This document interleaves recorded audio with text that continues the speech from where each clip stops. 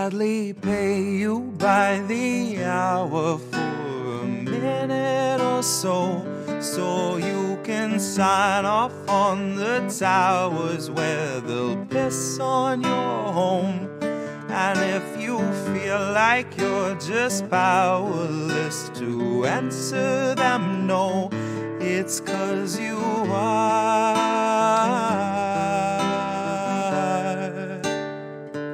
They'll gladly pay you by the hour for a minute or so, so you can sign off on the towers where they'll piss on your home.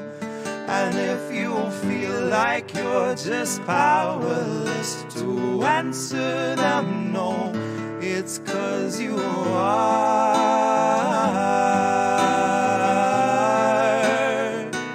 It's 'cause you are.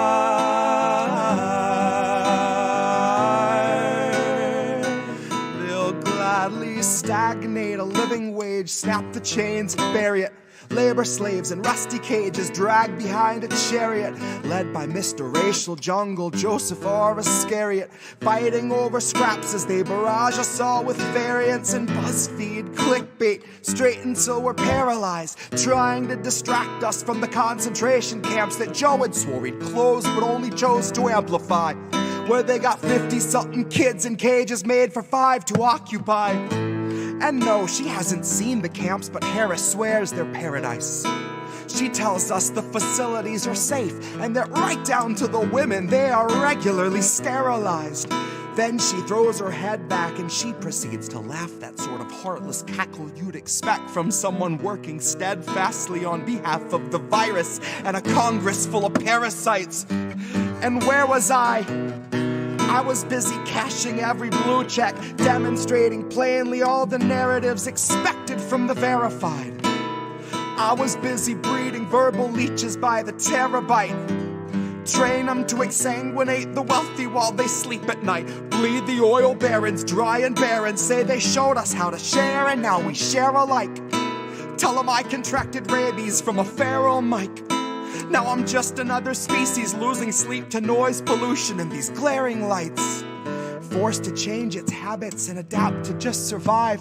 But now it's safe to say that some of us are thriving in the moment, throwing shit on presidential homes beneath the Paris skies.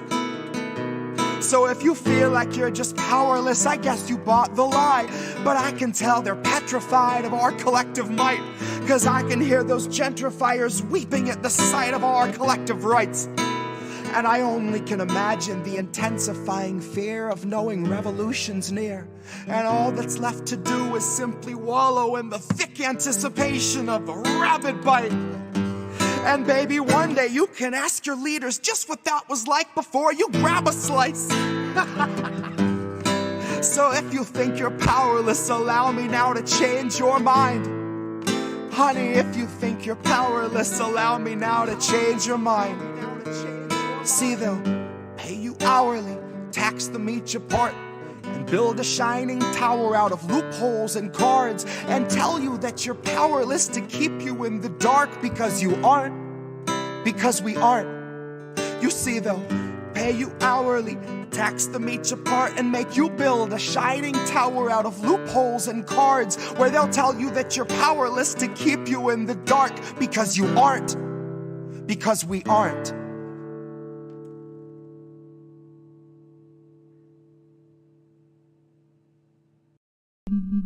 False alarm. I thought that help was here, but it was my own reassurance bouncing round 100,000 times in my own ecosphere. If every time you speak you keep it off the record, consequently you can keep your record clear. And if you mute the speech that shakes your frail beliefs, you only seek to insulate your image and continue down the stream in the direction clout and credit steers. Directly from your mouth into am I the asshole Reddit's ears. Directly back into the greasy pockets of some Gates Foundation financiers. and then directly back into the frantic final thoughts of early trial Neuralink volunteers, staring at the numb and mumbling vacancies where recently had been their peers. Half of whom are glitching with the memory stuck on pause, and half have zero fucking clue just who they are or why they're here. It's been said that fear is all we have to fear, but that was back before the basosphere condenser came along, distilling concentrated fear that's diamond pure, crystal clear, oppressor strong, and woven into every single article you read and song they let you hear.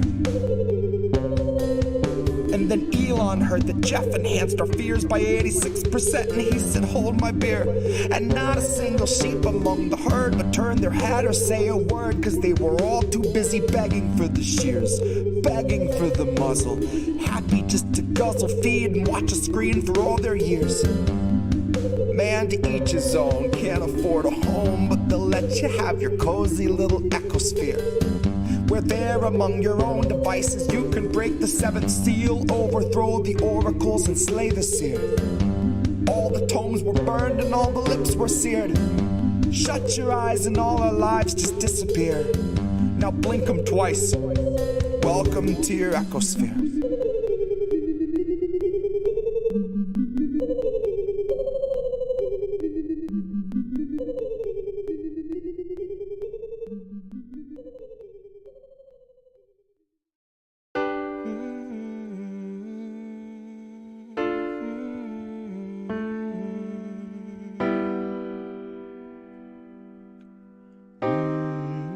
I think I liked it better being blind, when I couldn't read between the lines, and when I couldn't see the cracks.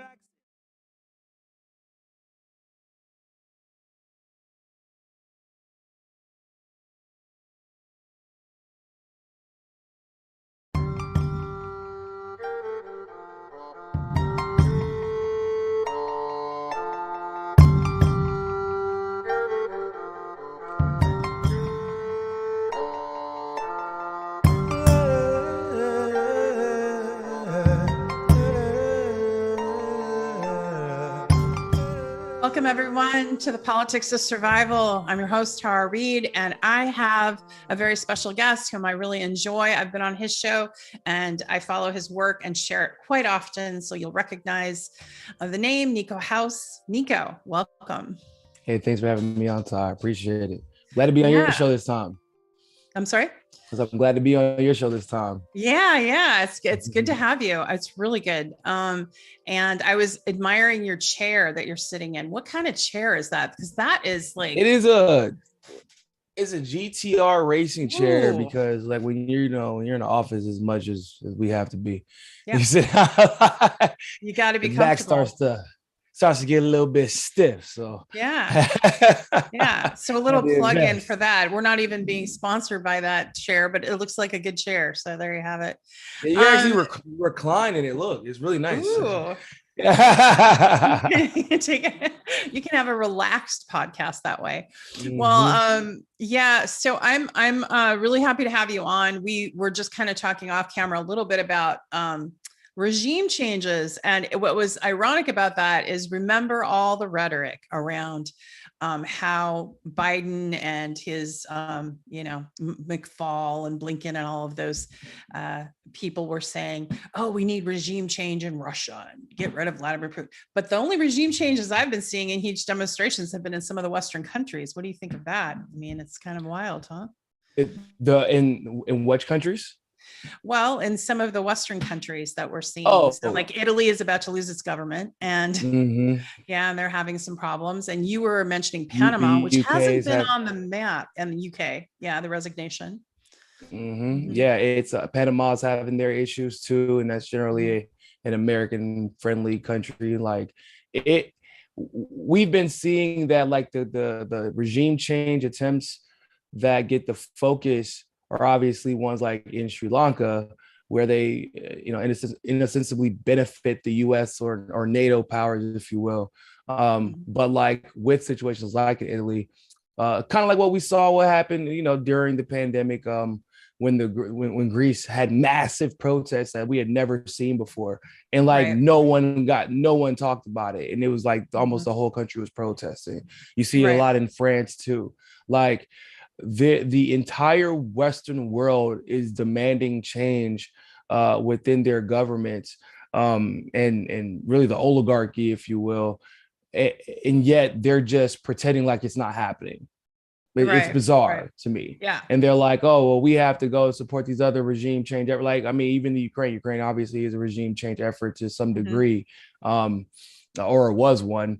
And they try to pretend like if the people want something done, especially when it comes to like just taking care of or taking out a government official, not literally, but like literally removing them, then you have to put all your effort into supporting that because it's about the people and it's about democracy and it's about X, Y, Z. Freedom. Except for when you have situations like with us right now, clearly Biden, nobody wants him there anymore. I mean, even people who voted for him don't want him there. You think that the Democratic Party is going to respond accordingly, or the U.S. If whenever you have even a demonstration of disappointment in the confidence of a government, like what you really saw in January 6th, it was immediately deemed a coup with no guns. So don't get me started on that part. But supposedly it was a coup committed or a coup attempt by a bunch of right wingers with no guns, which totally makes sense, I guess. But like it was frowned upon and called a coup, and people were being called traitors to their country. But whenever you have literal Nazis trying to overthrow a government and the U.S. backs them, everybody's like, well, no, that's democracy. That's a little bit different. So like the neo-Nazi battalion, the Azov battalion in Ukraine. Yeah, you're absolutely right. I mean, it's getting so much. And in fact, BBC got caught. They were erasing the Azov battalion Nazi symbols off some photographs, airbrushing it out. Oh, a bunch of them got caught. I mean, it's funny because you would think that there would be some kind of briefing before a lot of these interviews that happened at the beginning of this, where like these Azov battalion members were saying blatantly Nazi shit on TV. Like, we're just trying to make sure we take over our blonde hair, blue-eyed Europeans because they're different than the other immigrants. They look like us, guys. They're like us. Like the other ones. It's like, hold up, what? Yo, is this live? Is everybody? Yeah, it's live. Everybody just is like, okay. And then so you saw the plummeting of support for the Ukraine situation really fast. But like and you can't really have a successful regime change, I've noticed, without the backing of the US, like the support of people in the US. And I'm not sure like why that is, honestly. I guess it's like basically in order for you to get the support of other countries around the world, they have to see that it's a popular position, because you could lose office otherwise if you do take that position as a government official and it doesn't work out. So maybe that's why. But like that, they're not getting the support they used to for these regime change wars. But in addition to that, they're also the narratives are being just destroyed. Whereas in back in the day, it used to take 2-3 years for a narrative to get dismantled. It's happening in 2-3 hours now, literally. Yeah, 2-3 hours. Yeah. You think that's because of the 24-hour news cycle too, and the online presence? It just makes it more, but they're still able to like cast that doubt, like with those false stories that came out of New York Times, Washington Post, Newsweek about like Snake Island. They gave literally false stories. And then when they got caught, remember the response, I think it was in the New York Times, when they responded saying, well, it was the stories weren't true, but they were morale boosters for the Ukraine. That sounds about right, actually. Morale boosters. How even with that, right? It's like the media now has like an all-time low, like the people have an all-time low faith in anything the mainstream media says. So even when they come out with literal lies, which is often, I mean, it's a problem in a sense that people are still, even though they know that's not the truth, they don't know like how it's a lie or where to go look, because that's where the censorship becomes a real issue for us because we know plenty of people like us that do have the answers, that do have the truth, that once upon a time were getting out there with ease. In fact, I was there during the whole situation where a bunch of YouTubers were crushing all of the mainstream media on YouTube. It was crazy to witness it. I mean, you're talking about there was people who could post 3 videos in a day and we're getting 50 to 100 to 150,000 views each video. Wow. Yeah. And they're 10, 15-minute long videos from their garage or from their room. CNN was posting stories constantly, couldn't get 2,000 or 3,000 views. And that's when they were like, no.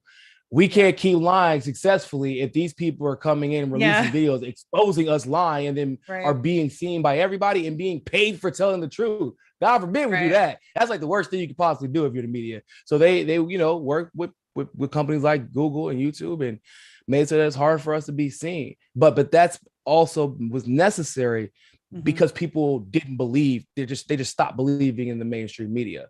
So now it's just we're a gray area where we're just trying to navigate, the censorship and all that good stuff. But now people are also way more willing to go search for the truth. And so we still have an avenue to be successful in influencing opinion there. Yeah. We just need to keep, like I have a Rumble channel. I know you do and other people, but like I wanted to also, I wanted to give a shout out to my listeners. And I saw in the chats, we already had people in the chats, Niko, that we're going to ask you questions and whatnot, but I wanted to give a shout out to Warren, who has, and Reef, do you have his link tree, Uncle Warren's? Okay. And the name of his podcast, please, Extra Bulla up there. Could I want to dedicate tonight's podcast to Direct Aid. He's a fellow content creator who's really funny and wonderful, and he's going through some tough times right now. And as many of us are, and if you have tips, if you have whatever, could you throw it to Uncle Warren, please? So his link tree will be up there through.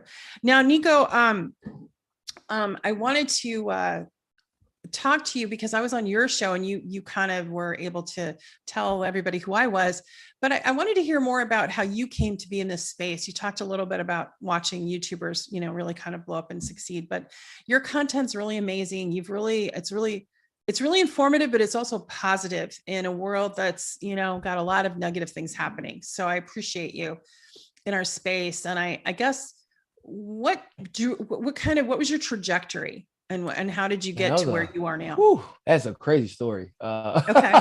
Honestly, it's like, okay. So I was at University of North Carolina at Chapel Hill. And then I ended up starting like the largest Bernie Sanders organization in the country at the time in 2016. And it was wild. It was a wild ride. And because like we were so plugged in and everybody was in contact with us constantly, we, long story short, I figured out that Bernie was being cheated. And I was the first one to go public with it. Wow. It turned out to be more true than I had expected it to be, because whenever I first actually did the call to action, it was supposed to be for North Carolina. I didn't know that other people were going to see the video around the country. And so staffers and volunteers literally started like blowing my DMs up. And I was actually on spring break at the time, drinking a mojito on the beach. Whenever that's my favorite drink, mojitos. Yeah. I drink a virgin. I drink the virgin mojito, though I don't have alcohol in it, but I love mojitos. Yeah, and I mean, when they're done right. So you're having a mojito on the beach on spring break. Yeah, and then what happened? I was going through my DMs and I kind of knew, like, yo, if I respond to these DMs, I don't think my life is ever going to be the same again. And I had to like take a second to like mentally prepare for it, because I just was not. I'm like, I don't know what I'm in the middle of right now. But this shit, I'm talking about like it was like 150 or 200 DMs within like a 3-hour period. Yeah, and so I mean, I got politicians reaching out to me, other candidates who are also running for office, like Tim Canova and like everybody, and I'm like. Okay, well, I just chugged the rest of my mojito and I started responding to people. And through that process, I actually, because I was already in Miami for spring break, because my brother lived out here, and Jared and Elizabeth Lee Beck contacted me via one of their friends. And that's how we started the DNC fraud lawsuit. We were doing research into how we could actually hold the DNC accountable, because they had always been able to escape accountability by saying, oh, we're just a party. And I found out that they actually were a registered organization being a 501c4. And that like the number one way that 501c4s actually do get sued is by actually taking money under false pretense and violating their charter, which is what the DNC did. So Jared, put it all together and took it to court. And from there, a lot of people know that story, how the DNC, their attorney, Bruce Spiva, said that they could, they can make the decision about who they want to select, in a smoke-filled room, where without our advice at all. That's basically what he said. And that blew up, and then people started seeing the DNC for what it is. So through that process, somebody was like, hey man, you really got to talk in front of a camera. You want a radio show? So I was like, sure. So I ended up on iHeartRadio for a little bit. And then like while I was doing that, I also started a YouTube channel. And it was weird because it was like I was just starting a YouTube channel. And I had like a very unique circumstances because out of everybody that was on YouTube at the time, I was actually the only one with like legitimate political experience.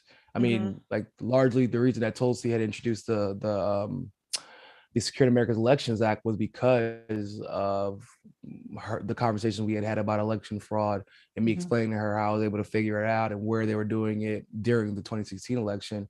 And I was still like just a senior in college. And, but I also had military experience too. I'm a vet. Yeah, but I also have like debate experience. Like I was, at one point, one of the best debaters in the country. I was in the American Parliamentary Debate Association, which ironically is actually the same. It was the same association that Ted Cruz was in back in the day because it was like super elitist. Well, it kind of still is, to be honest. Yeah. But it was like only conservatives used to be in it back in the day. It was all Ivy Leagues. And so Ted Cruz, one of the reasons that he talks the way he does and he carries himself like that, he learned that in APTA. Funny enough, like a lot of them talk like that, and he just like says a bunch of stuff without saying anything at all, or rather the other way around. He says nothing at all, but he says a bunch of stuff. But he looks really good when he says it, which is why he's become so successful. So I debated all throughout high school, and I was like top 10 in the state at one point in North Carolina. And so it was like a really weird set of, with all that, given all that experience, I was also like, I had like two things that were like working against me, or three rather. I was really young for the level of knowledge that I was claiming to have on any given issue, because they didn't know who I was. They're like, we have no idea who you are. We know that you work for Bernie, but like, how the hell did we? You're saying some pretty extreme stuff. Like, are you sure that we've been funding extremist terrorist groups? Are you sure? And I'm like, I mean, yeah, I got no, we get briefed on this. I always tell people back in the day, like Osama bin Laden was a part of the Saudi Arabian royal family. It was always weird to me that he was in Pakistan, and like we're allies with both of those countries. But whenever we talked about the wars in the Middle East, at least coming from the mouths of the brass at the top, we never actually mentioned Pakistan and Saudi Arabia, despite those being the countries we had the most intel with, and Osama being directly linked to them. I'm like, y'all don't think that's pretty fucking weird? I don't know. But things like that seemed pretty crazy to say back then, but I was already privy to what was going on. But my youth was kind of working against me at that time. To be quite frank, being Black and being young was working against me at that time. I mean, a lot of you probably have realized that until Revolutionary Black Network became a thing, I was like one of the only 2 Black people in the space that were well known, like, which is kind of ridiculous, but that's what it was. And there was almost no Black women in the space until Bree came onto the scene in the way she did. So, and then on top of all those things, it was like, and I like to tell the truth, and like I kind of have a weird thing about where I like literally cannot bullshit when it comes to politics. Yeah, I would have probably never been successful. A lot of people are like, oh man, you'd have been super successful. No, I do not know how to lie in politics. It's too much work, guys. It's too, you see how fucking stupid these politicians sound nowadays, man? Yeah. Because like lying is tiring. You gotta remember every lie. And then you gotta like hide out in public, because people see you like, which you're not, oh man, I'm just here for the people. It's like, wow, that's crazy. Because it's like definitely a Bentley outside that like you didn't have a job before you became a politician. Now you have a Bentley and your district is poor. Like, I don't see how your water, the water in your district is poison. Like nobody, I don't want to deal with all that. I've suffered from the consequences of politicians who have been lying their way to the top, with my personal family background, like a lot of people have. And I remember so vividly though the problems that my family had dealt with because of politicians and their decisions at the local level or at the federal level. And I just could not bear to just lie to people just for some views or for a couple of dollars. And I felt like I said, I don't know if anybody else actually has this experience. Like, as I started listening to other people, I'm like, where the hell did they get that from? And I started figuring out, okay, so these people are worried about this. I can figure out the categories of people who to take seriously versus who is kind of full of shit versus who tells the truth most of the time, but ultimately they're probably going to be full of shit anyway. Because after you have enough experience in politics, you learn to categorize people pretty quickly. Right. So yeah, now we're here. Well, and you had me on your show at a time when it was kind of, I was persona non grata to have on anybody's show because I was getting actively attacked by a political machine. Yeah. So I appreciate that. That was an eye-opening. You actually helped me. I mean, your story rather, like, it really showed me how. So funny story, right? AOC. Because that was the one for me. I mean, Tulsi too, because seeing the way Tulsi was treated, I knew, like, okay, these women on the quote unquote the progressive left aren't as progressive or pro women as they had appeared to be in the past. Because I would at least try to give them the benefit of the doubt, even if I didn't trust them necessarily politically. And I'm like, okay, so this situation with you comes up, and AOC gets directly questioned, and I was like, AOC had been being defended because she was being defended by proxy to attack Tulsi. Or no, she was being defended to attack Tulsi by proxy at the time. It was a whole thing because Tulsi was trying to do her environmental. Oh my goodness, I can't remember. The climate, yeah. Yes, which was the best climate legislation literally that had ever been put together. It had like 200 endorsements. It's ridiculous. We've never seen anything like it. And with AOC being in the climate change committee at the time, everybody assumed they were going to work together. Tulsi had tried to work with her, and AOC ghosted her. And it had started attacking her in various ways, like with the impeachment, which actually turned, Tulsi abstained because she was like, I think that these people are actually full of shit, and that's not what we should be impeaching him for. We should be impeaching him for the things that he actually did, not the bullshit. And people didn't want to hear it though, because they're like, oh, well, no, you support Tulsi. I'm like, well, no, this is just bad. So when your situation comes into the picture and she gets directly asked about it, like, she basically said, screw you in front of the world, like, and defended Biden, and defended Biden. She gave a word salad. Like, the first time she said it should be investigated before he was a nominee. And then she said, once he was a nominee, then all of a sudden, she was. Oh, she lied. She lied in the NPR interview. I remember. I actually wrote about it in the article. I was like, she said, she was asked directly, like, well, what do you think about the Tyree situation and like her not voting for the Democratic Party ever again? And she literally says, well, Tara never said she wasn't going to vote for Biden. And I'm like, there's audio that literally says she's absolutely not going to vote for any Democrat. Especially Biden. I don't know how she can get away with saying this. They didn't even push back on it. No, they didn't. And I was like, but when that situation happened, that kind of told, like, it went from, okay, I can't trust AOC to like, oh shit, AOC is probably borderline sociopathic. That's where I realized, I'm like, I don't even know how to explain it. There was, I don't trust somebody. It doesn't mean I think you're necessarily evil. I just think, oh yeah, this person's selfish and like, but there's a level of just psychopathy and sociopathy that you have to be running on a platform of basically being a woman of color. And then you turn around and are like, yeah, the one situation where that would actually be the most beneficial demographic to be in while you're defending a person like you, she's like, actually, I'm going to defend the rapist instead because my career is that much more important. Yep. That is evil, actually. That is like, I don't know what else. People are like, well, she's a good person, just makes some bad decisions. No.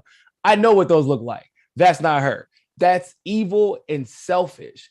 And it helped me really open my eyes to just, and a lot of other people, like, to just what we were dealing with. And one of the biggest regrets in my life is that I saved that bitch's career I'm so upset about it.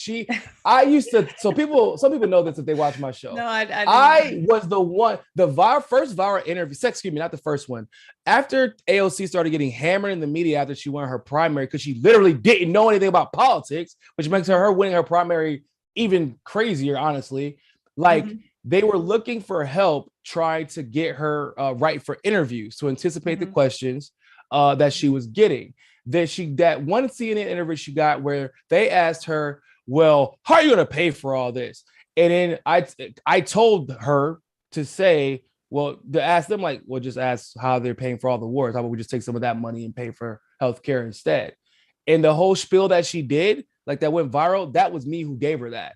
Oh my God. And I was working with VG, her former campaign manager. I was working, I want to say Doug, her communications director at the time.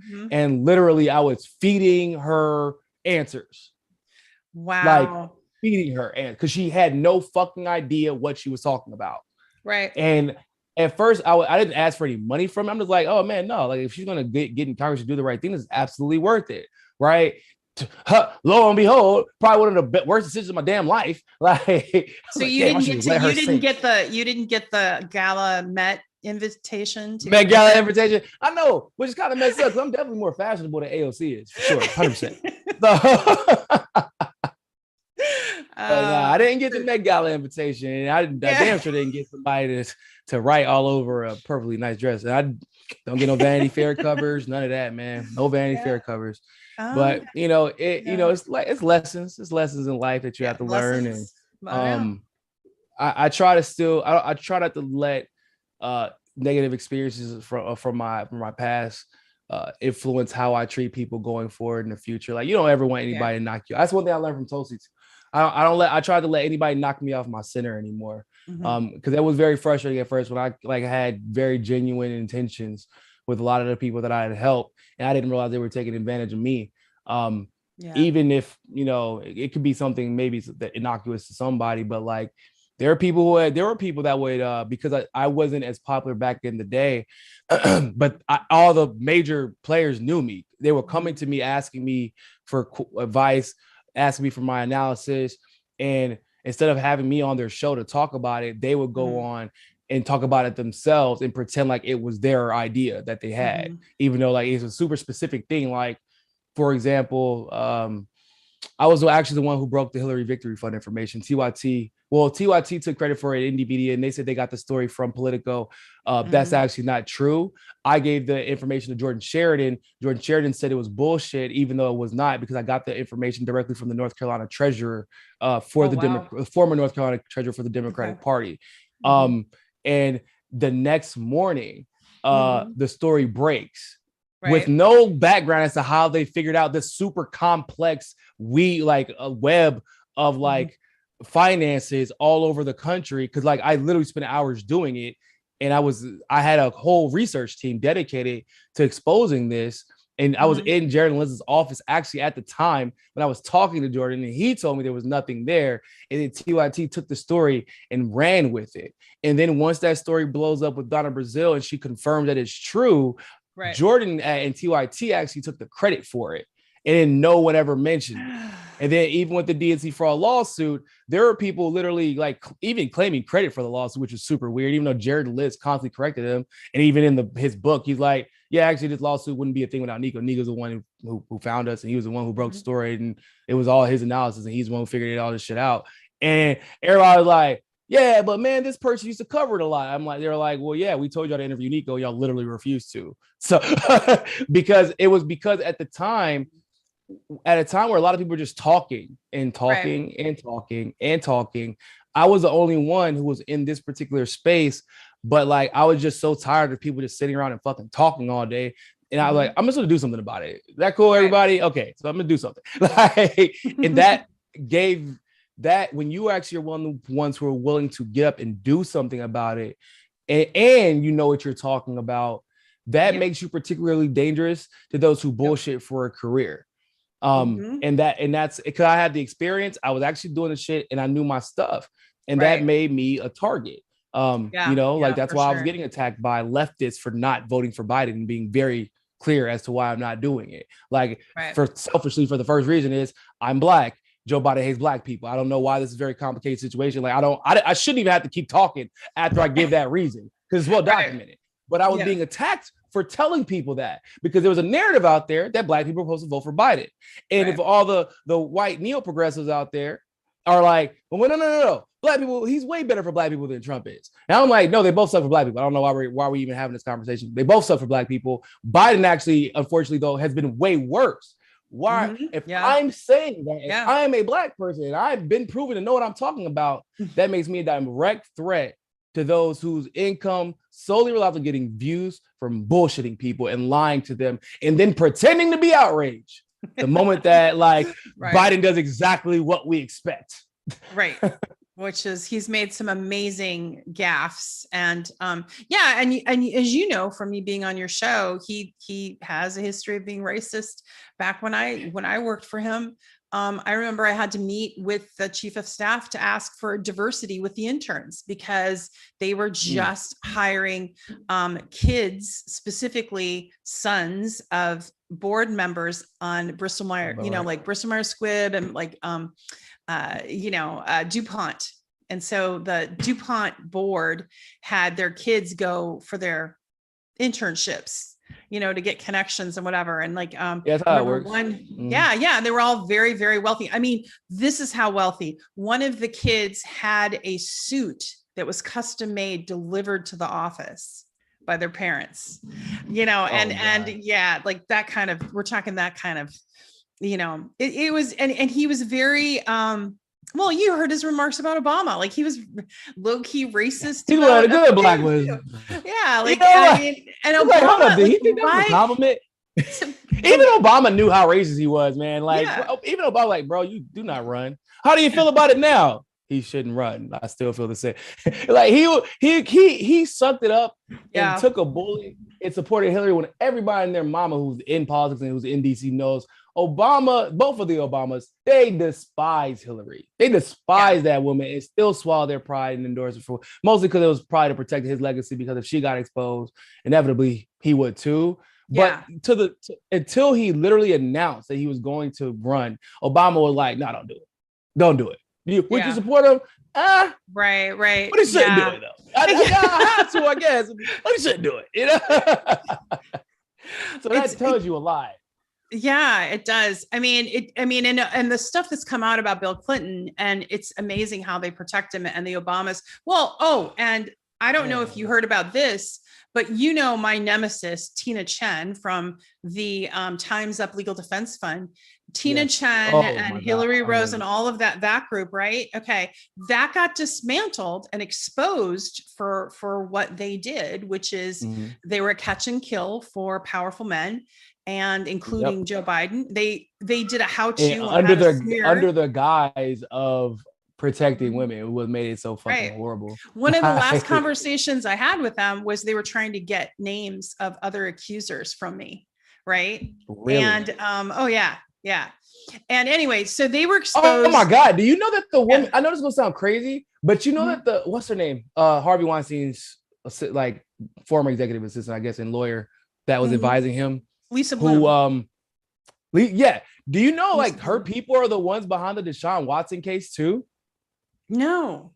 Yeah. Well, you know that Deshaun Watson pissed off a bunch of so the whole story behind that is that the Texans screwed him over massively, and they were basically outed as being racist to the point where JJ Watt, who was like a lifetime Texan and was probably going to have his jersey retired there, but he got caught on camera with the microphone apologizing to Deshaun Watson for wasting his season, and he said they I'm sorry that they did this to you, man. It was super sad. Everybody's like, what the hell's going on there? Then JJ Watt leaves the team, and then Deshaun Watson and everybody leaves the team. DeAndre Hopkins leaves, who's their best wide receiver, and then Deshaun Watson's like, I'm out. I'm not going to play another down for the Texans. And then all of a sudden, all of these cases come out of nowhere, and all of sports media gets behind the narrative.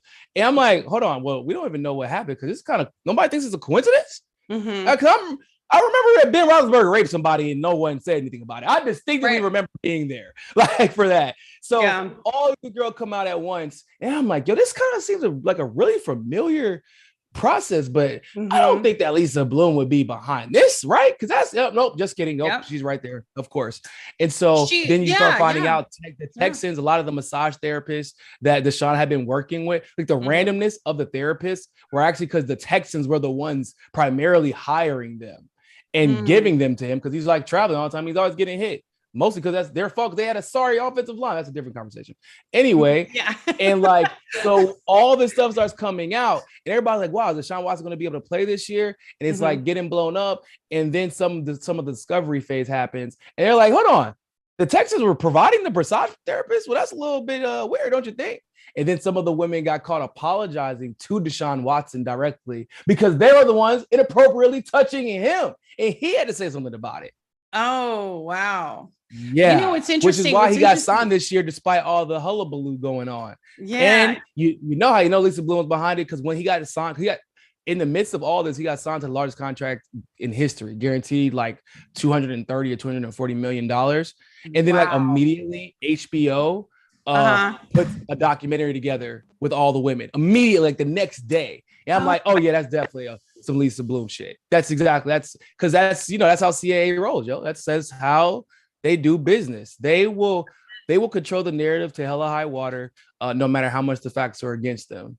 Well, and you know that's what Rose McGowan said. I mean, Rose McGowan talked about that CAA was running the show. And then you saw Lisa Bloom tweeted about my case, and she said, "We believe you, Tara Reade. We know that Joe Biden is handsy, but we're going to vote for him anyway." She literally put that on the tweet. Yeah. Yeah, I thought what I was going to tell you. Oh, Tara, Tina. Yeah, right. No, that's okay. She was one of the founders of Time's Up. She and after getting exposed for all the corruption for the malfeasance, because remember, they got caught with emails between Cuomo aides, right? And Time's Up, talking about how to smear survivors. They used my case as an example and said, well, look at Biden with Tara Reade. Now you can just victim shame on the record. And so that tweet came out in the criminal thing. Well, so that's why he was forced to resign eventually, right? Like, because Cuomo got caught. She was forced to resign. Tina ended up going from Time's Up legal defense. She ended up going to Biden's. She was his White House senior advisor. And then now the Obama Foundation just appointed her last week as vice president of the Obama Foundation. Oh, so right. Hey, listen, here we are, if you want to fall up, you join the Democratic Party, bro. I promise you. Because I know there's some kid out there looking like, man. Yeah.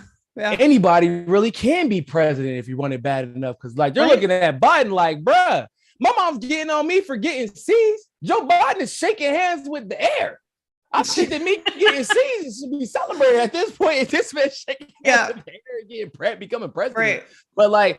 But what it should tell people though is that, so we know all of Joe Biden's history. We had 47 years of it. Okay. We all the information was out there. I mean, he was a number one target by the other Democrats during the primary for a reason. It was because he was the easiest target to hit. Right. I mean, it's literally like shooting water into the ocean. Literally, it was that easy. And yet, and still, somehow, he fails his way to the top. Man had to drop out of a presidential race before for plagiarism. He doesn't have a constituency. There's people don't really like him, and that they never did. But yet. Yeah, but yet he won. I mean, even the people who voted for him were like, and by the way, that's very few and far between. Like, usually in obviously like New York, California, I meet people who voted for him, like people I would expect a lot of times. But there were way more people who didn't vote for him that started making me be like, oh, there's a lot. I talk to a lot of people, obviously, about politics, and I'm constantly interacting with hundreds of people a day in one form or another. And you just see some people like, I was a Democrat. I didn't vote for him, though. Actually, I switched affiliation. Or I am a Democrat, but I would never vote for him, even though I might have voted for other congressional members. And you start seeing this pattern. And then you see the way that the questioning of the elections got shamed. Because for me, the reaction by the media, the mainstream media, whenever something is brought to their attention, lets me know how legitimate or illegitimate the possibility of it being true is. And when Trump talked about the election, first of all, the election night was wild because I stayed up basically the whole night.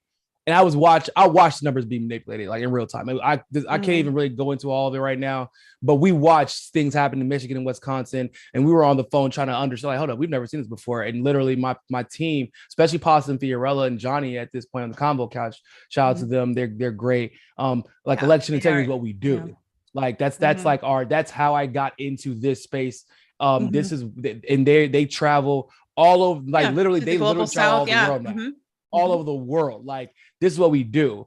And my issue was the way that it was dismissed by even some leftists or progressives, because it was like, oh, well, that means you support Trump. I'm like, no, I'm not saying, because my thing isn't even about the Trump-Biden race at that point. But if you begin rigging that, necessarily the Senate races get rigged immediately. Because that's the same people voting. You get situations like Tim Canova, where he gets screwed over and is able to succeed because who was benefiting at the time, whether it be at the federal level or the state level. Like, that's the stuff that we're thinking about, but that people don't ever take into consideration because somehow they're voting the ticket. They're voting the ticket. Yeah. Exactly. And so whenever you have a situation like what happened this last election, where people were able to get dismissed because they're like, well, the courts, courts dismissed it, so I don't see what the issue is. That's some pretty fallacious logic, because if you know how federal judges work, you would know that in order because they had to get an audit. That's what he was trying to get for the majority of those cases. You can't tell me, well, if the courts thought it was serious, and it would, first of all, if you're a leftist, I don't want to ever hear that as a justification for anything. Because you know how fucked up the justice system is. I should have to explain this to you. Why would you just accept what they say on its face? So that's the first thing. Second of all, to be a federal judge, which it's weird, it shouldn't be the case. It's actually probably by design that it is this way. But to be a federal judge, you get appointed. To be a U.S. attorney, you get appointed. They understand just how corrupt this political system is. They know that even if they do grant the audit, that it might not even get audited correctly. Because guess who counts the votes? Whatever party's in goddamn charge. That's what happens. That's how this works. Okay, so you're telling me you want a bunch of federal judges whose jobs exist by appointments to piss off their next boss. That's what you're asking them to do. Yeah, because Biden he was the anointed one. He was the one that was going to win regardless. And for them to even ask to say, which is weird, right? Because you would think everything should be audited, right? Right. We want to make sure our elections are correct. But no, they don't. They don't want that at all. They get exposed that way. And so if you're asking federal judges to piss off their next boss, and that is where we get into like really murky territory on like, okay, so how popular is Biden? And if this man is this wildly unpopular, and on the other side of this fence, Trump somehow managed to increase his voting demographic amongst or his voter turnout amongst every single demographic except for white men, which is super weird, right? If that can happen and he can break all these records for an incumbent, what the fuck is going on with our electoral system? Maybe we should be asking that question. Like something's broken. And nobody wants to ask why. Because if you start asking that question, you might not be able to get another Biden in office if you're a Democratic Party. Because they didn't even want him. I'm assuming they were settling because Kamala got destroyed so early on. But you don't get that. Kamala didn't work. But like all the other people just weren't popular enough at all. Then you're settling for Biden because you're relying on the same narrative that they rely on with Hillary. Oh, they went off of name recognition and how much they dislike Trump. When I don't think that was the case. I think that Biden was actually massively unpopular, and I'm not quite sure he won. I can't say for a fact. That doesn't mean, by the way, people, that I don't think Trump and the Republican Party didn't try to cheat. I think that both parties tried to cheat. I just think that it's particular time Democrats probably cheated better. I mean, at the end of the day. And so that's something else that I think that we have to consider. Because like you said, Biden is wildly unpopular. Yeah. It didn't just start either. It got worse, but it didn't just start today.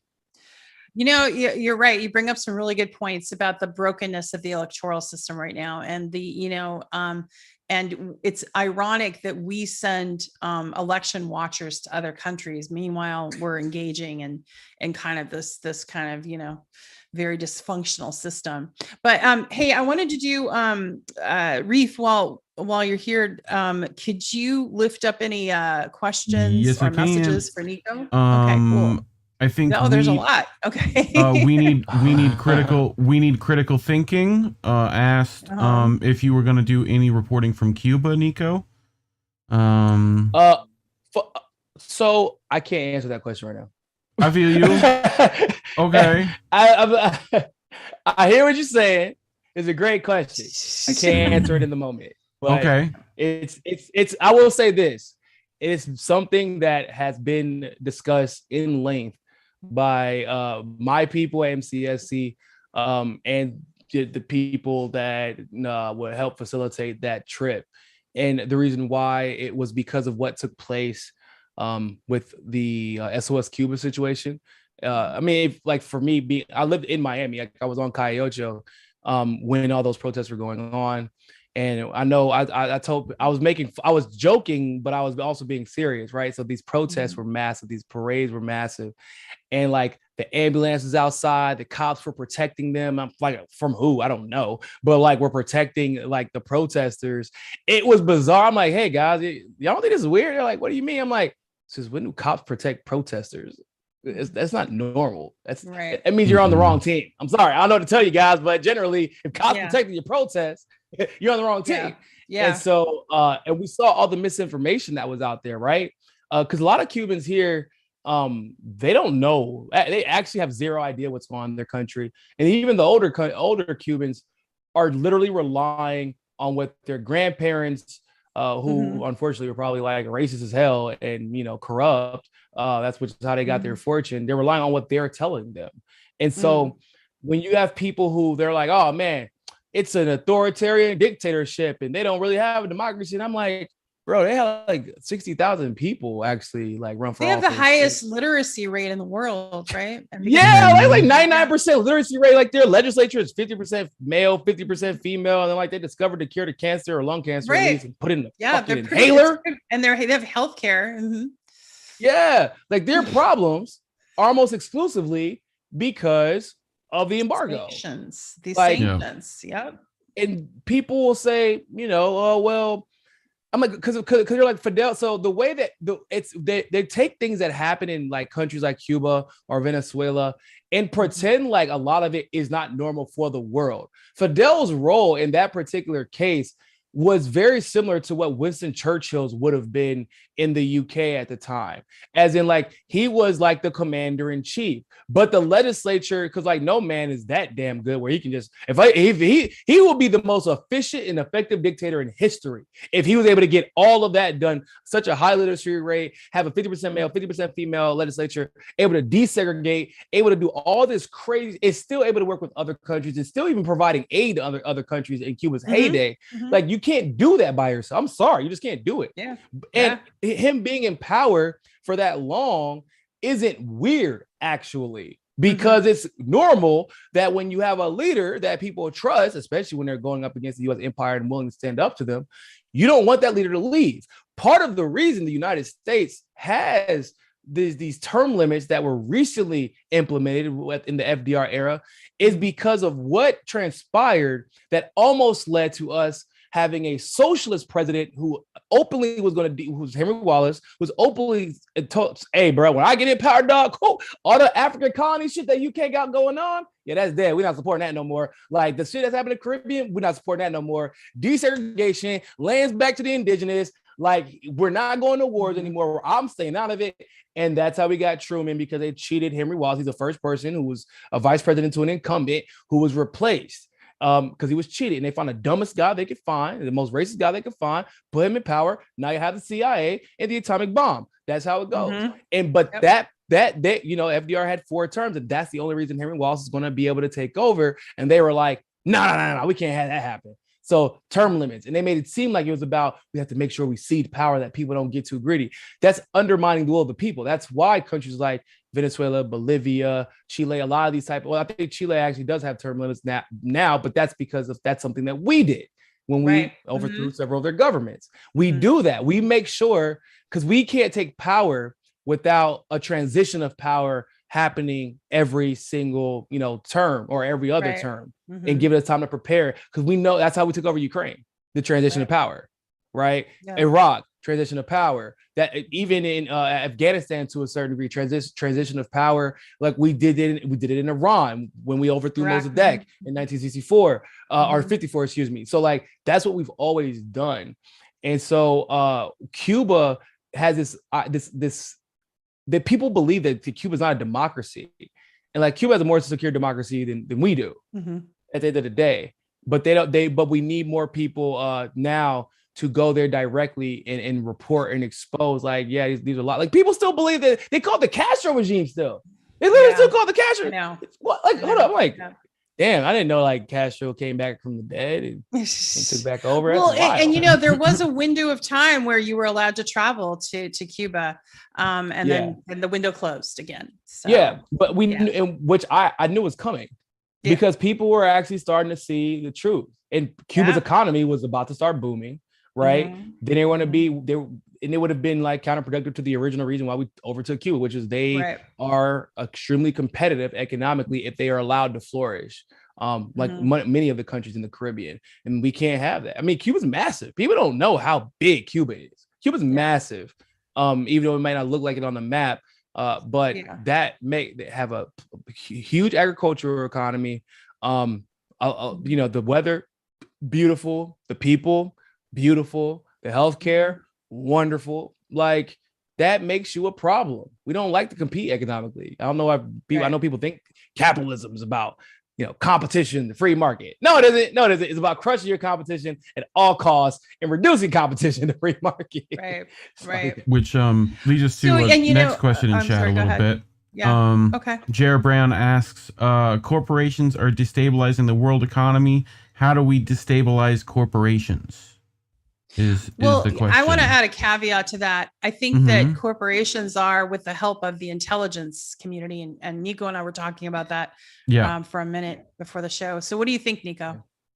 I mean, I think it's both, right? It's corporations on behalf of and with the help of the intelligence community.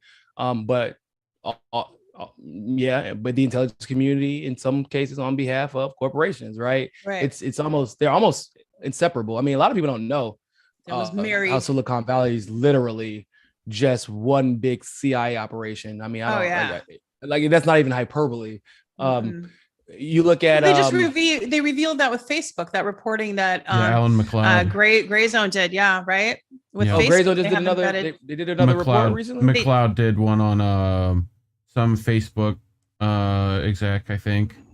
They're completely embedded at the leadership level with CIA and former CIA. So funny story. So once again, this is just like I was talking about this way too soon, I guess.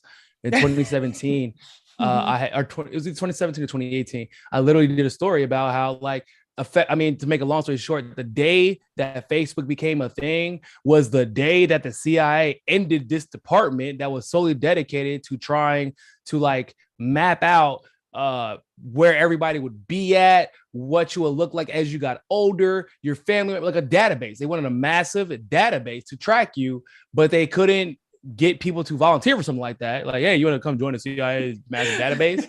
So what was the way to get you to, and so this company comes out of fucking nowhere. And to be quite frank, I was there for the whole MySpace, Facebook, Twitter thing. I was there in high school and as a young adult in college. And Facebook was trash. Nobody wanted to use Facebook. It was not good. It wasn't even profitable at the time. Like everybody's like, no. Like Zuckerberg became worth $80 billion because of the anticipation of it being profitable. I'm like, well, how did he even get into the room with the right people to get to this point where he knew it would be profitable? Like that's not really how venture capitalism works. Not like to that degree, because you're not gonna be able to convince me in any world that like Zuckerberg is a fucking better businessman than Mark Cuban, for example. It doesn't make any sense. And so you look at the Facebook situation, and then the person who's in charge of that program ends up working in Facebook, literally. from the CIA. And this is like, I was reporting this like years ago. People were like, what? Are you for real? And that I started seeing the pattern. So Elon Musk and Tesla, the best example I could think of. And I was so pissed when I saw people out here. Oh my God, Elon Musk is gonna say free speech. Oh, right. Oh man, just, my hero. I'm like, yeah, sure. The South African. Yeah, give it. Like, bro, like it's like South African, damn, like Emerald Mines. He like avoided. He always says, I just didn't want to go in the military and oppress Africans. And I'm like, bro, you haven't mentioned the African people y'all been stealing from, you and your family have been stealing from since its inception. Like, since you left Africa. Like, let's be honest, right? He's never even tried to apologize for the shit. He just pretend like it never happened. And yeah, I'm sure that's why. You just didn't want to go to the army because you don't like actually doing any fucking work. That's Elon Musk. Elon Musk actually doesn't like the fucking work. So Tesla, he didn't even invent Tesla, okay?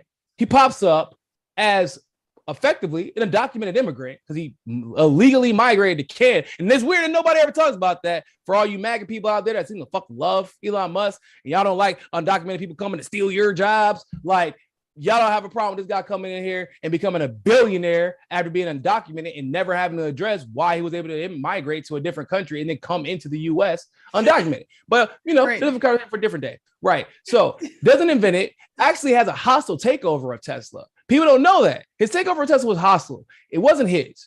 He seems to be very good at hostile takeovers, by the way, which you can't do to this degree unless, obviously, you know somebody, right? So that happens. He ends up Tesla gets subsidies on subsidies on subsidies on subsidies on subsidies at the federal level, at the state level, which, okay, cool. They're like, well, it's because he's doing something great for the world. First of all, government don't give you fucking subsidies for doing great shit for the world. It's not how the government works. I think we all know that. So on the other side of this fence way over here, that nobody's paying attention to, because usually for this particular part of the story to get exposed, a conservative-ish or a libertarian type of person would have to expose it. And the reason why is because of who it involves. It involves China. People don't know. This man has a factory in China. In fact, it's one of the largest factories, if not the largest in the world for him. And he has exclusive rights to electric vehicles as far as like, and he has a benefit that no one else has actually been able to have, which is he's the only one who's able to own something that massive, a corporation that big in China, without having to work with a Chinese business partner to do it. And his factory was allowed to stay open throughout the entirety of the pandemic, and no one else in China could do it. So somehow this man has managed to have both governments under his thumb. But in my estimation, it's not because he has both governments under his thumb.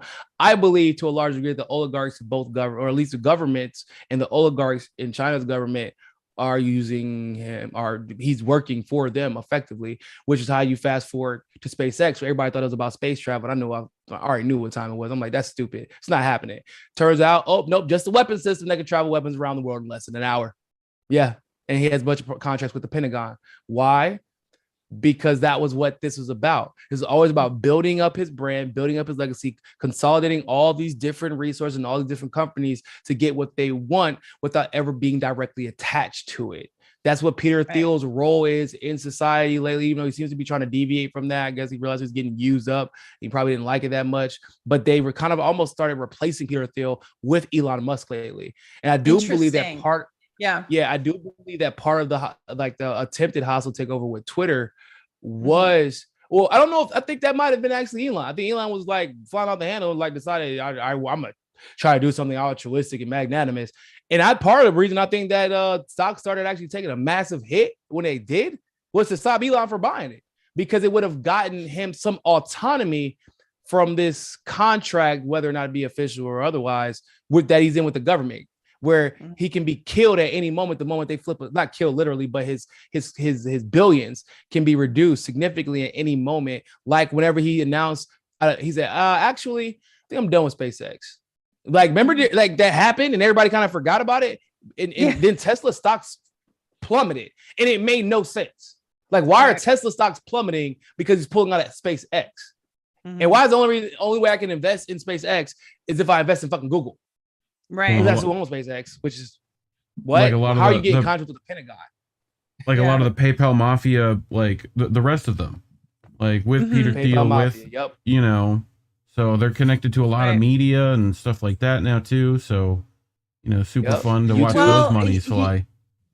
So, yeah, and I'm going to ask you one final question here, because I'm we're sorry for the running. super long-winded answer. Oh no, I love it. I mean, I learned, a lot in that answer. A couple of things that I didn't really have. I was wondering about the kind of world stage that Elon was kind of having this thing about And he's been Twitter able to and keep all it of a sudden relatively walking quiet, away. right?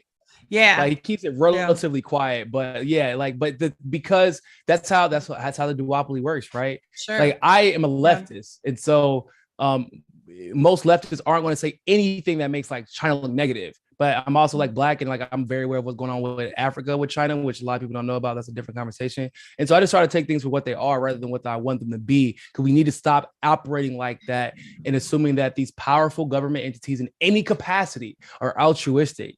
Right. Like we just got to stop that. Like we got to start being honest. It's not. Yeah, they're not. Who are relying on that truth being exposed. Right.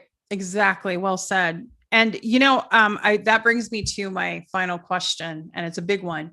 And it's about the endless amount of billions, and a couple, Boris Johnson had said it before he resigned, and Biden has said it out loud, that they will pay for Ukrainian weapons and fund this proxy war against Russia as long as it takes. And it doesn't matter that Americans are suffering and that we have nothing and that our infrastructure is falling apart. We don't have access to healthcare, education, and affordable housing, et cetera. They continue, and then the Pentagon got last week 847 more million, almost $1 billion that's just sailed through Congress. So what are we headed? So this is the question. Based on what you've seen, do you think that we are headed towards a global conflict, a world war? Is that what they're gearing us up for? I mean, there's a chance that we're already in one, and we have been in one, and it's just because they look like proxy wars now versus an all-out large-scale war.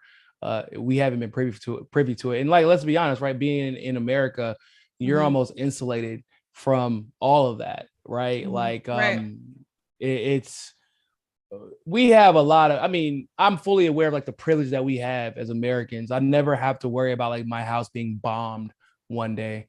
Now, granted, I used to not have to worry about coups, and I'm not quite sure that we didn't experience one this last election. So I don't know if that's even going to change. So maybe I do got to worry about that. I live on the coast, but we are in a world now where everybody is seeming like war in Africa is rampant, and it's Biden and it's NATO is causing a lot of the damage out there, and people have no idea that it's happening every single day. There's been regime changes in Africa over the last 2 years, like all over. Right.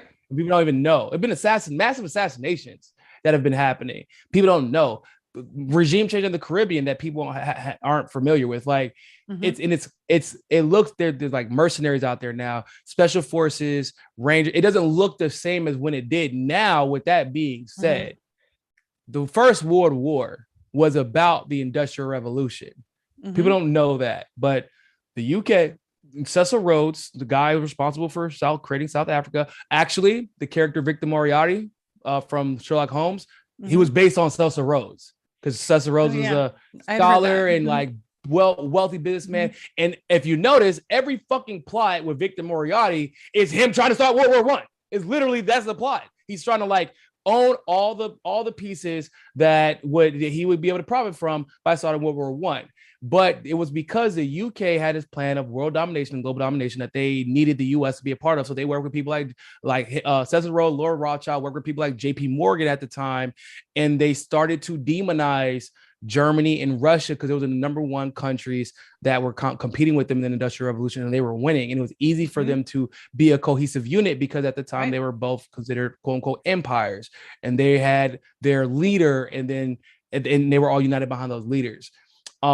But then, we crushed them. We effectively, because that was the goal, right? The first thing we did was, nope, give us your armies, give us your industry. And then all of a sudden, the Bolshevik Revolution happens whenever Russia's at its weakest and just got done fighting. And all of a sudden, Trotsky and all these guys started coming out of the woodwork. And we found out that Trotsky was backed by UK and US bankers and And because periods of transition, it's easy to install somebody, except for they didn't see Stalin coming because he kind of came out of nowhere because Stanley was like a little colored kid who just was very charismatic. and he came out of nowhere. But we've been doing this over and over again because of the economies or lack of control of over economies. Like that's what the Korean War was about. That's what the Vietnam War was about. That's what, I mean, we just, all the Korean War and Vietnam War were like mini proxies of what we were trying to do in Russia, which was balkanize it. That's what we did. So we failed in Vietnam, which is why there's only a Vietnam instead of a North and South Vietnam. But we're successful in Korea, which is why there's a North and South Korea.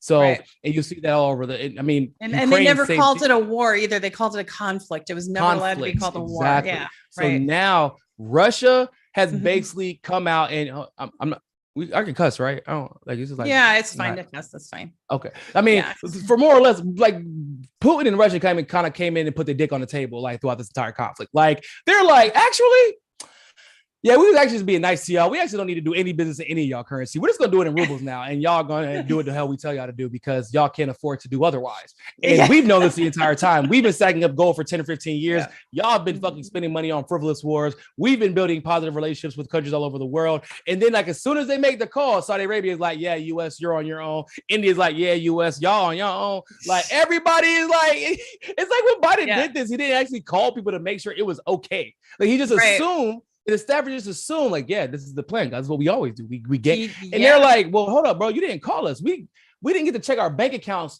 before you made this decision. You know, you can't just make plans without checking the bank account.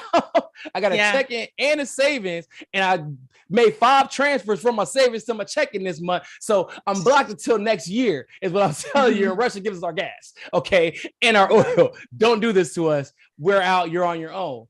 So because of that, and the BRIC countries being so successful, now you are looking at this parameters that we've seen in the past that does set the stage for a potential world war. But the difference this time is, can you get the world to demonize Russia like they demonized Germany?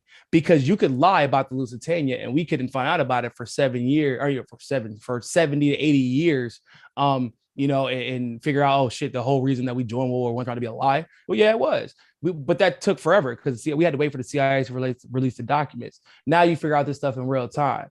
So is there anything that they can do that would get the United States to unequivocally, in the West, to unequivocally back a world war? And I'm not sure there is. I think they keep trying to figure out reasons, and they're like, you know, the Ukrainian flags just keep disappearing. The SOS Cuba shit just keep disappearing. Like the hashtags are where you're like, oh man, we studied TikTok. Why isn't it working? We tried. Yeah, the TikTok. I know TikTok influencers were at the White House even, but I think that has to do also with, luckily, Americans have really short attention spans, and they I know it's always beneficial. So I mean, you know, it's the latest thing, right? Really short attention spans, and they can't hang with the cause too long. No, but I think too, you know, my concern is today, there was such support for Finland and Sweden to join NATO, and that's where we knew that was coming, though. I feel like we knew that was coming, and you know, there's going to be a push for Switzerland to join too, because they're going to want to make it so that the oligarchs of other countries like Russia can't do business either, and that puts pressure on them to initiate regime change. Yeah, like, it puts more pressure on them. So like, you know, it's coming. You know, I don't know if you saw, the New York City Emergency Services has done a fallout, basically, video of what to do in case of a nuclear strike. I know I did a little video clip. I don't know if you've seen it. It's only 2 minutes long, but I talked about it. But yeah, I don't know if you funny enough, they just sent it to me today, actually. I didn't look at it yet, but it's just, I mean, the fear mongering. It's like we just live in a world of fear porn right now. Yeah, you know, and the U.S. is like, it's weird, right? So we're always like talking about like potential nuclear attacks, and I'm like, hold up. I know that history books tend to lie a lot, especially in the U.S. But last I checked, the only one who used the atomic bombs twice, the U.S., but in unnecessary circumstances, was the United States. That's correct. Why do we keep pretending like anyone else, literally anyone else, is willing to use the atomic bomb or nuclear bomb more than the U.S. is?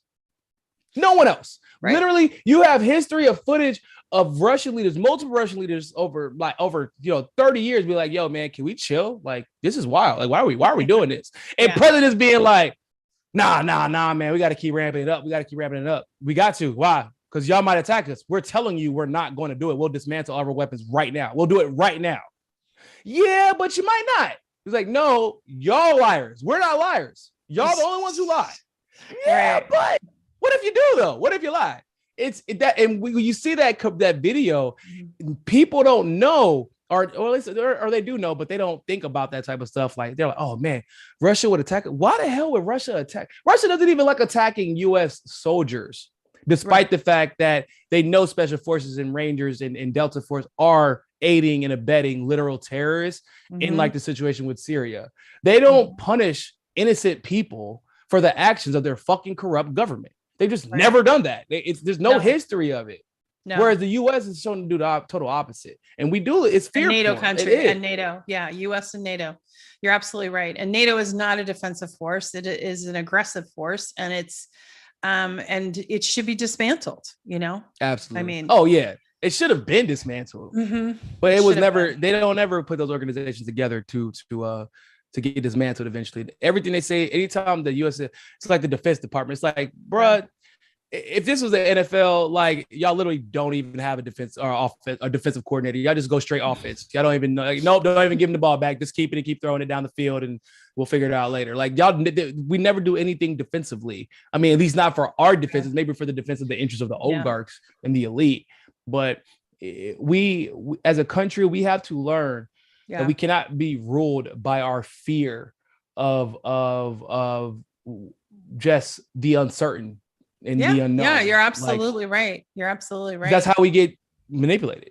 I mean, hell, that's how everybody gets manipulated. No matter if we're talking about politics or your personal relationships, the fear of the uncertain and unknown will drive you mad instead of just embracing. You know, it's funny. I was watching Frozen 2 the other day, people, right? Okay. It's a great movie. You should check it out. It's great. It's the plot basically is about the girls find out that they're half indigenous, basically. And they find out basically they have to let their town get destroyed because their town was built on lies built up by their sociopathic murderous grandpa who killed his indigenous chief. And so the girls are like, and the mom would always say to them when they're trying to figure out what to do, they say, just, you don't know what the hell to do, just do the next right thing. And generally things work out. And there have been times I can tell you personally that mindset, even though the movie wasn't out yet, so I didn't think about it like that, but that mindset is, I've seen it happen in real time where I didn't know what to do. You know, Tara probably didn't even know what to do when everything was happening to her during this whole ordeal during the election and even at the time. But like doing the next right thing will literally, it starts off small, but it'll change the world. Like whenever I was like, I'm on this beach drinking mojitos during spring break in college, like, and I'm like, yeah, I'm going to respond to this message because like that's the right thing to do. Like, shit, okay, well, I'm going to do this lawsuit, I guess, because it's the right thing to do. Or I'm going to start telling people the truth. And now, like, you end up with, like, me and my team helping Coach Tulsi in debates, and, you know, Kamala's not president now. So you're welcome for that, by the way. And, you know, it's like but it happens like that. Sometimes you can't see the forest for the trees because, you know, it might be a little foggy, but you'll get there by doing the right thing. And that's what we need more of. They're convincing you that just sacrifice your integrity a little bit because you don't know what's going to happen if you don't. But I can tell you, like, I every day, no matter what I deal with personally, even the struggles that come with being honest and being a truth teller, because there are struggles that come with that. Like, my conscience is clear. As long as my conscience is clear, as long as I have my integrity, I would. No one, if you could say a lot of things about me, but you're never going to be able to say I'm not trustworthy and I'm not honest. And that in and of itself will let me continue to do what I do, and hopefully bring a lot of truth to other people.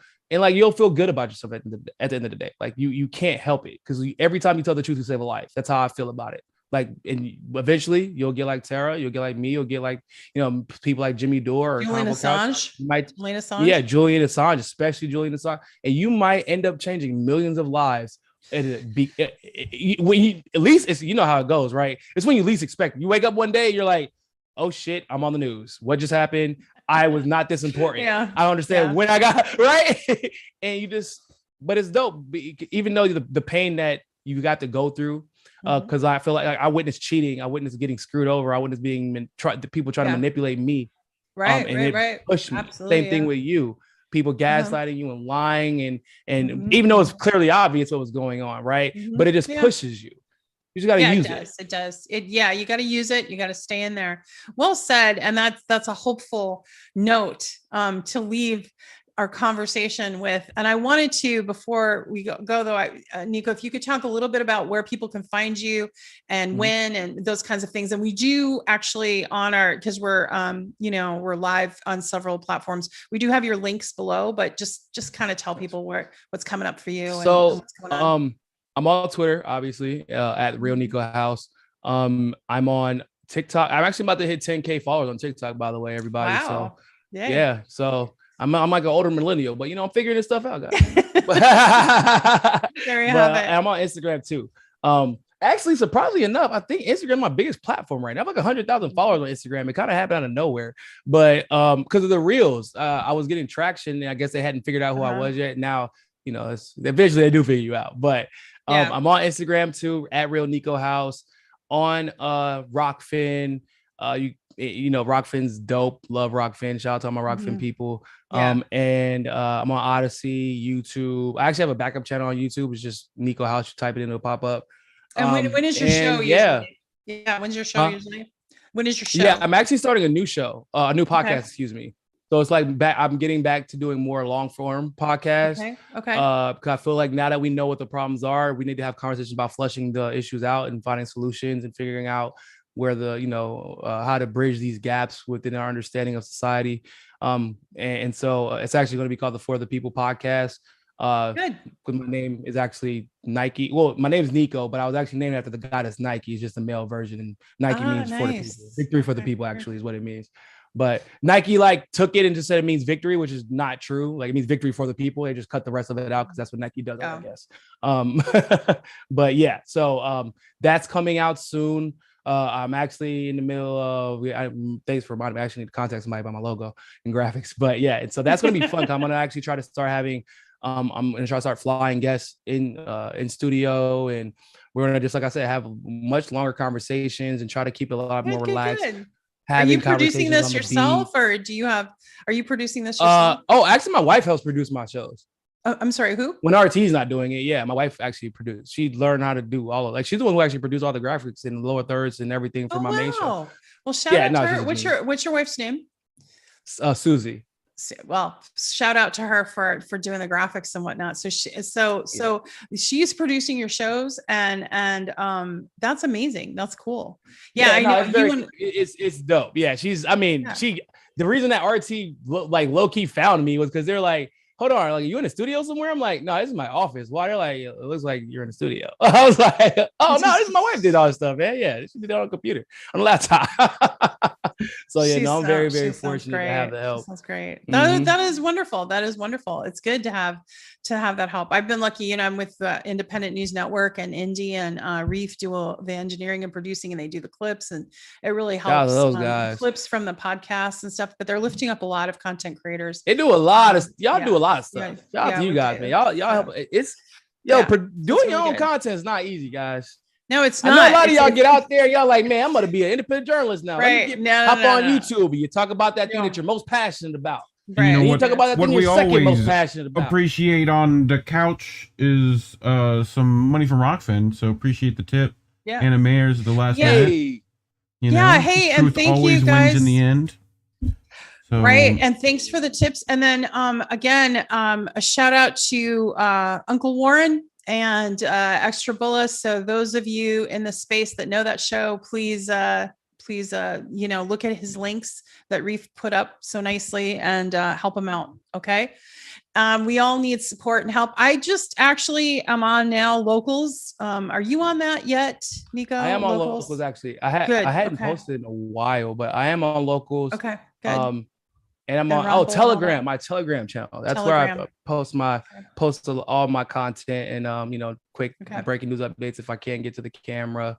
I know I actually share a lot of your stuff into my Telegram channel too. Telegram is all like kind of been a godsend. Telegram Jesus Christ, because it was getting rough because you couldn't even trust WhatsApp or Signal like that anymore. It was getting, I'm like, oh God. Well, and YouTube pulled down 3 weeks ago, they pulled down all my videos, and then I had to go almost all of them. And then what I did was I had to appeal each one, and everyone got put back up except for one on censorship. Ironically, of course, right? And then one, like, they didn't approve the appeal. You know when you're being targeted, and I wish I could tell y'all the difference, because Tara probably knows. Like, some people that's, oh man, YouTube's attacking me. It's like, nah, you're probably just fell into some algorithm and said this thing, and then that one video guy says, and then they're back to their normal YouTube. Like, that's not how it goes for people like us, though. It ain't never just one video. It's like the whole catalog. It's like the moment, and then they're like reapply for monetization. Then, like, when you reapply, they come up with a whole new reason as to why you can't get remonetized. Take 8 months to respond to you. You're like, you know what, God, I'm starting thinking you don't like me. I'm starting to take this a little personal. Exactly. I mean, when Lee Camp's podcast got pulled down, or I mean his show got pulled down, it was the same day mine did, from Google and Spotify. My podcast, all the episodes. Luckily, we had some of them backed up, but like Abby Martin lost a lot of her work because some of it was 7 years old, and I mean, like, why are Google and Spotify making the same decisions on the same day? Like are we supposed to?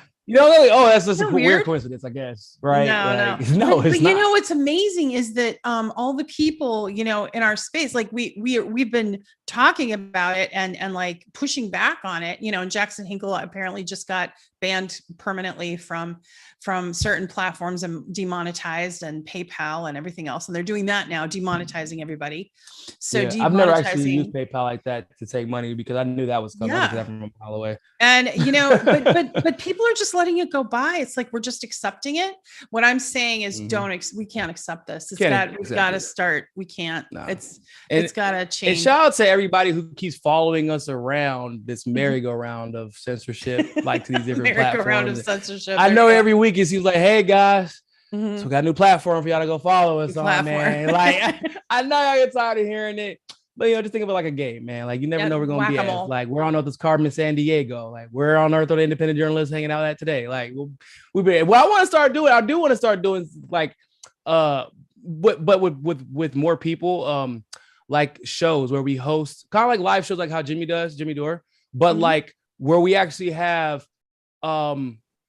6 or 7 independent journalists do their like a 15 to 20 minute segment live for an audience, and start building up the community like that, because there is a certain loyalty that gets built when, like, just from a marketing perspective, when you go to a live show. Like, why, like, people who go to like a live concert for like a band, that's one of their favorite bands for the rest of their life. They never stop listening to them, because they have now an emotional connection to whatever they experience, versus just hearing somebody through a radio or on YouTube. That's true. That's very true.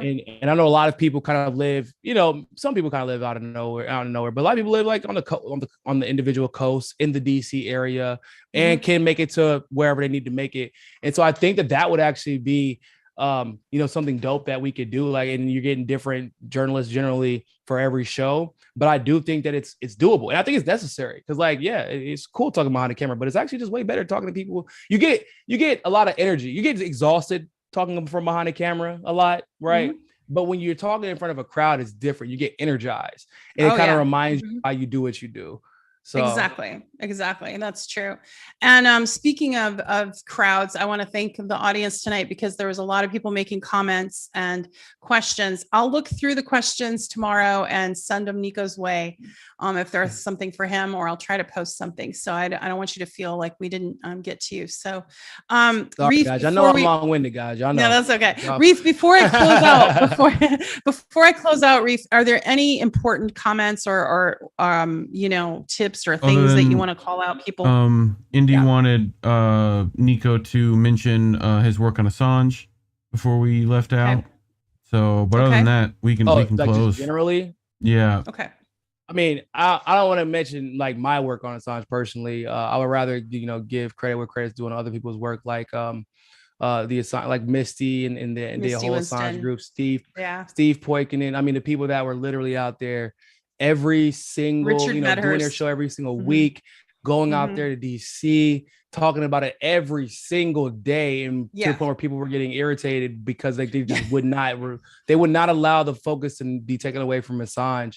And like that type of dedication, especially to an issue that isn't popular, that you can't make money off of, that could actually quite literally put your life in danger. Hell, Steve Poikin actually still, from Slow News, he still hasn't been able to get a passport renewal. Like, because they initially denied it because he's going to go to the UK to cover the Assange trial. Taylor Hudak, another one.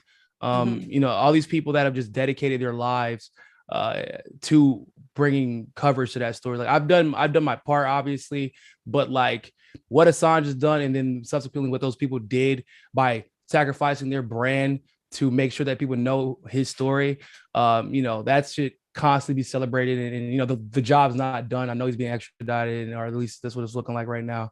The job's not done. We still have to keep talking about it. We still have to keep bringing it up. But at the end of the day, I do hope that we keep seeing journalists continue to be inspired by Assange. That's one of the reasons that I started taking journalism so much more seriously, was when I saw, like, I was like, wow, this dude is literally out of his damn mind. Why would he expose the empire like this? And then you realize, like, what was the right thing to do? And it was just as simple as that. The right thing to do. Sometimes that's the only reason you need. Yep. Absolutely. Well said. Thank you so much for coming and joining me tonight. It's been so much fun, and I love talking with you. And I want to, hear about your new show. So I'll be following that, of course. And you're welcome to come back on anytime. Oh, I'll have you definitely on, on the show, on the podcast too, like for sure. Yeah.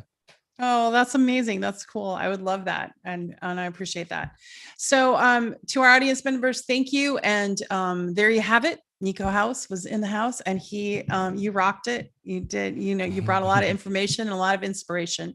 The inspiration is what we need right now. And the thing, because people feel powerless. And so you gave a lot of really sage kind of advice and some suggestions, and also from your life experience of what you can do, one person can do. And so we don't have to feel so hopeless. There are things we can do. Part of it is supporting content creators like Niko, like me. So everyone, there you have it. That's Politics of Survivor. We're out tomorrow morning. We have at 11 Pacific. We're doing it in the morning because the guest is in Spain right now, and that's Wyatt Reade. And he's going to be talking about some updates about Ukraine. So we'll see you tomorrow. Everyone have a good night. Take care.